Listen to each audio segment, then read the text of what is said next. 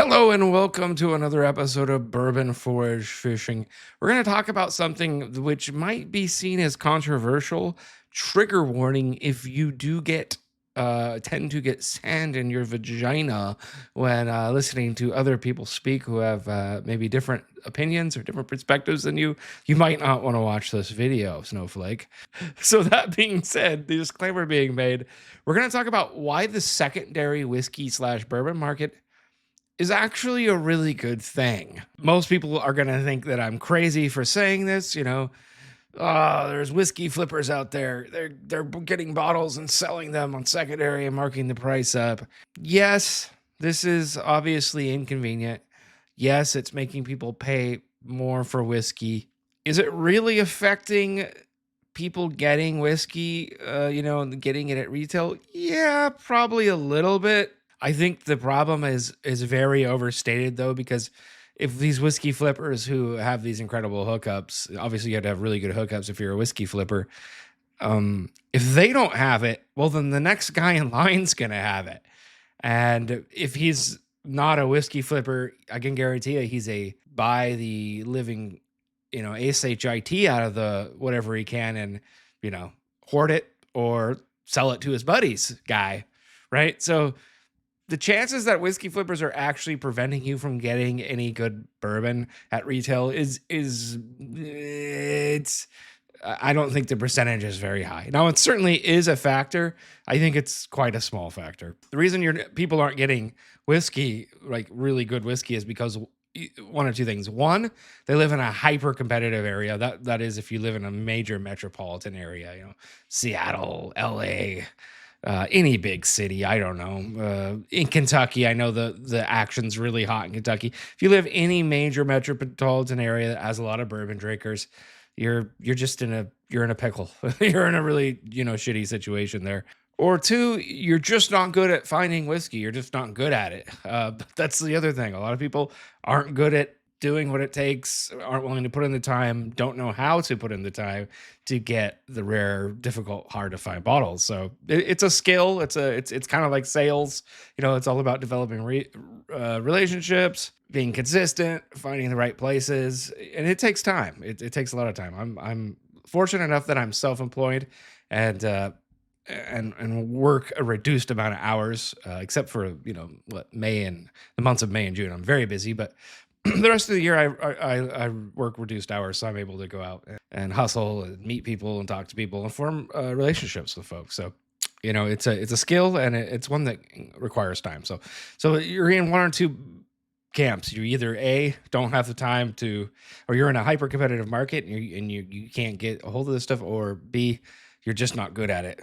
Or I guess C, you might not have the time. You just might not have the time. It is time intensive. So that being said, folks have been really down on the second market, really upset.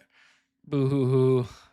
You can find forums, I'm sure, especially on Reddit, where people cry and complain about the secondary market and blah, blah, blah. Folks, I'm here to shit in your cornflakes here, folks. That's just how markets work. And I'm going to explain why these high prices and why these whiskey flippers, why it's actually a very good thing for whiskey drinkers long run. Now, short term, you could argue it's not a good thing. Long run, this is going to end up being a really, really positive thing. And the reason is very simple. A secondary market provides information to producers. So when we oftentimes as consumers think of prices, we think of a dollar amount in terms of $60, $80. We think of that in terms of what it costs me to purchase something. How much do I like the product, and will I pay that much for it? Right? Well, dollar amounts are actually micro bits of information. A price is an information symbol, and within that price is contained millions and millions of bits of information. It's much like when you turn a computer on, you get an image. You don't see the zillions of ones and zeros and various orders coming up on a screen. You don't know how much information is being pumped in to provide that photo or video. It's millions of zeros and ones. you just see the picture like, oh, cool. Well, the same thing when we go whiskey hunting. Oh, cool. George T. Stagg, $150. Right on. I'll take it. I don't know. Old Fitzgerald, what are they? $100, $120. Heck yeah, I'll take one. There is a whole dynamic of information that goes into one, the price of the bottle, that's a whole thing that has to do with the production cost, the distribution cost, profits, employment, expenses, the amount of production.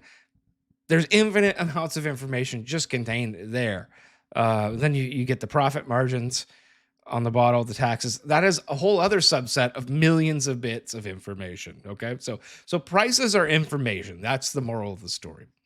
And the very positive, very important and really indispensable thing the secondary market is doing to producers is it's showing them how much capital is free floating and available for higher end products. Simply put, if we didn't have a secondary market, all producers would know is Pappy Van Winkle flies off the shelf really fast.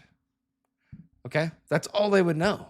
The fact that they have a numeric value to what people will pay for Pappy Van Winkle in the secondary market tells them, whoa, I can produce more Pappy Van Winkle if you're Pappy Van Winkle. If it's another distillery or producer, that lets them know, whoa, there's a huge market here for people that are willing to pay $300 to $1,000 or to $1,500 for a bottle of whiskey.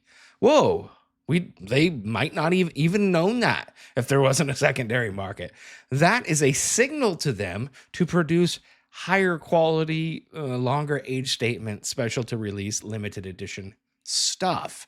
So it's not a coincidence, for example, that we now have this explosion of high age statement, limited edition products from Jack Daniels, Wild Turkey, Heaven Hill, a whole plethora, tons of smaller sourcers and distributors. We've got all this old age statement, limited edition stuff coming out, and regular release old stuff. That it's not a coincidence that that stuff is coming out when the secondary bourbon market became such a big thing, right? This is a huge signal. This is sending signal to distributors, to producers, to distillers. There's lots of money here for you, right?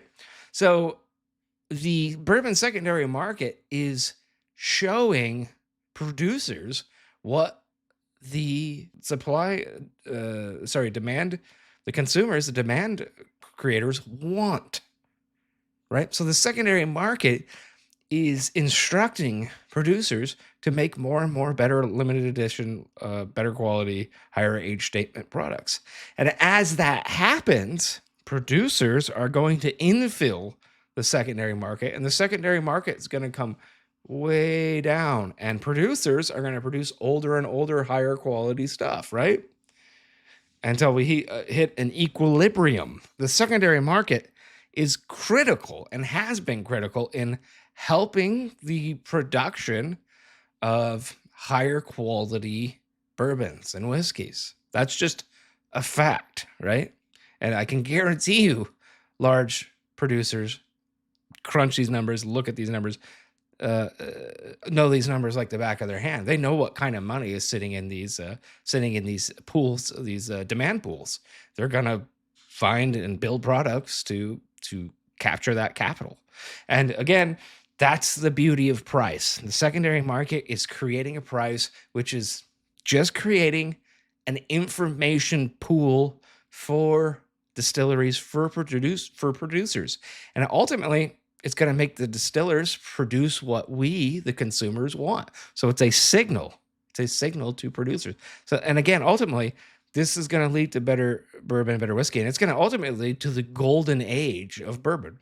We are right at the precipice of the golden age of bourbon and whiskey, and we're lucky to be alive in it. If you're into whiskey, into bourbon right now, you are a lucky SOB, because the next decade is going to be absolutely it's just going to be heavenly for consumers, heavenly for whiskey lovers. It's going to be incredible. Like So many amazing products, so many older products, so many better products are going to be coming out. It's freaking really cool. So I hope you enjoyed this episode of Bourbon Forage Fishing. I hope this enlightened you. I hope this gave you a different perspective and a different way to look at the hated secondary market, and a way to look at it as a very positive thing, which it ultimately is. So thank you for watching. Take care.